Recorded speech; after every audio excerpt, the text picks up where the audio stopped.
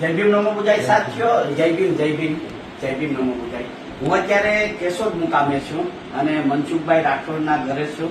મનસુખભાઈ રાઠોડ તમારા જેવા વ્યક્તિને મળીને ખૂબ ખૂબ આનંદ થાય છે, આનંદની અનુભૂતિ થાય છે। તમે જોવો છો આવી રીતે ડોક્ટર બાબા સાહેબ આંબેડકરની દયા અને કૃપાને લીધે સાહેબ સર્વોદય હાઈસ્કૂલમાં નોકરી કરતા હતા અને અત્યારે મનસુખભાઈ ખૂબ જ સામાજિક ઉત્થાનના કામ કરી રહ્યા છે। જ્યાં જ્યાં કોઈ જગ્યાએ આર્થિક સહયોગ હોય તો મનસુખભાઈ આપવા વગર રહેતા નથી સહયોગ। એમની એક બેબી વિદેશમાં છે, બરાબર, તમારી બેબી લંડન છે। તમને ખૂબ ખૂબ સાધુવાદ, તમે દીકરા દીકરીને ખૂબ જ આગળ વધાર્યા છો।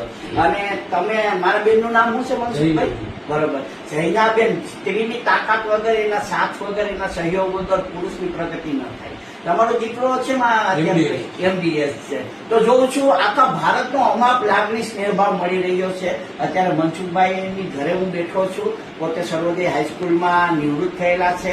આવી રીતે તમામ ખૂબ જ આગળ વધી રહ્યા છે, સમાજ ખૂબ આગળ વધી રહ્યો છે। અગર જિંદગી में कोई पूछे कि क्या खोया और क्या पाया, तो बेशक कहना कि जो कुछ भी खोया वो मेरी नादानी थी और जो कुछ भी पाया वो डॉक्टर बाबा साहेब आंबेडकर की दुआओं का नतीजा है। हमारा नजीक 14મી એપ્રિલ આવી રહી છે મનસુખભાઈ, આપણે બધા સાથે મળી અને 14મી એપ્રિલને ધામધૂમથી ઉજવીએ। સબકા મંગલ હો, સબકા કલ્યાણ હો।